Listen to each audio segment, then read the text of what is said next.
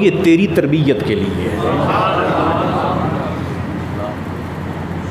یہ تیری تربیت کے لیے۔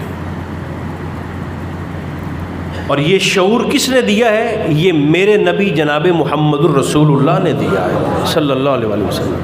یہ علم کی طرف رغبت اور شوق کس نے دلایا؟ ہمارے نبی نے دلایا۔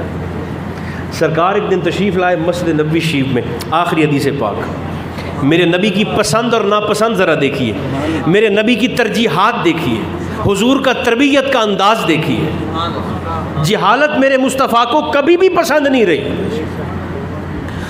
روحانیت بھی مصطفیٰ سے چلی ہے، علمیت بھی مصطفیٰ سے چلی ہے۔ یوں سمجھیں کہ طریقت بھی حضور کے قدموں سے چلی ہے، شریعت بھی حضور کے قدموں سے چلی ہے، مگر جہاں طریقت اور شریعت میں موازنہ ہو گیا۔ ایک موقع ایسا بھی آیا حضور کی زندگی میں کہ جب ایک طرف طریقت تھی اور ایک طرف شریعت تھی، ایک طرف اللہ اللہ تھا، ذکر کرنا تھا، اور دوسری طرف علمی مباحث تھے، تو مصطفیٰ کا رویہ کیا تھا، حضور کا طریقہ کیا تھا؟ سنیے حدیث پاک۔ محبوب تشریف لائے مسجد نبوی شریف میں، جیسے میں اور آپ یہاں پر حاضر ہیں، اس وقت مسجد نبوی شریف میں 2 حلقے بنے ہوئے تھے، 2 جماعتیں بیٹھی تھیں، 10 12 15 20 50 صحابہ ایک طرف بیٹھے تھے اور 20 22 50 40 صحابہ ایک طرف بیٹھے تھے۔ کیفیت کو سمجھیں اور ذرا مزہ لیں اور پھر اس پر غور فرمائیں گے آپ۔ ایک حلقے والے ہاتھ میں تسبیح پکڑ کر اللہ اللہ کا ذکر کر رہے ہیں، اور یہ اسم اعظم ہے۔ ایک حلقے والے اللہ اللہ کا ذکر کر رہے ہیں، اور دوسرے حلقے والے صحابہ آپس میں بیٹھ کر علمی اور فقہی معاملات اور مسائل پر بحث کر رہے ہیں، ایک دوسرے سے سوال پوچھ رہے ہیں، ایک دوسرے کو جواب دے رہے ہیں، قرآن پر بات ہو رہی ہے، مصطفیٰ کے فرمان پر بات ہو رہی ہے، شرعی مسائل پر بات ہو رہی ہے۔ ایک حلقے میں یہ چل رہا ہے، یوں سمجھیں کہ یہ حلقہ شریعت ہے، اور ادھر جو بیٹھ کر صوفیاء صحابہ اللہ اللہ کا ذکر کر رہے ہیں، یہ حلقہ طریقت ہے۔ محبوب تشریف لے آئے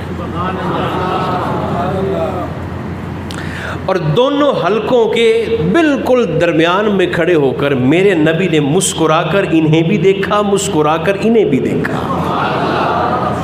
طریقت والوں کو بھی دیکھا اور شریعت والوں کو بھی دیکھا، اور درمیان میں کھڑے ہو کر میرے اور آپ کے محبوب نے ارشاد فرمایا یہ دونوں حلقے اچھا کام کر رہے ہیں۔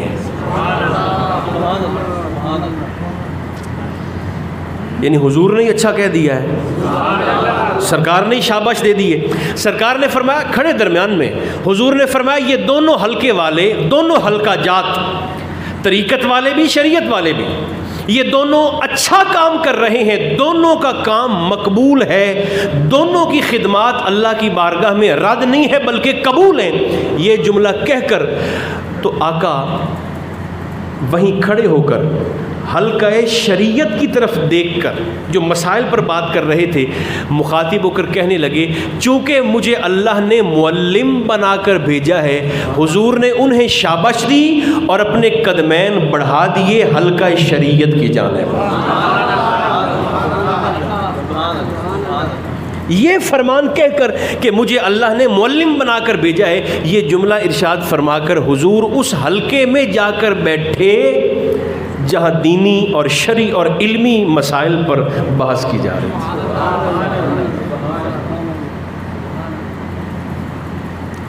آپ یقین جانیں صرف تسبیح پھیرنا ہی عبادت نہیں ہوتی، میں آپ کو پوری ایمانداری سے بتا رہا ہوں، خلوص نیت سے اگر پڑھا جائے نا تو الف انار اور بے بکری بھی عبادت میں شامل ہو جاتی ہے۔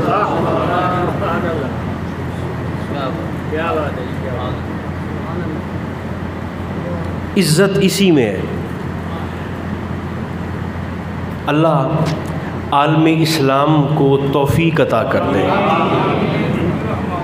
صلی اللہ تعالی علی خیر خلقہ محمد و آلہ و اصحابہ۔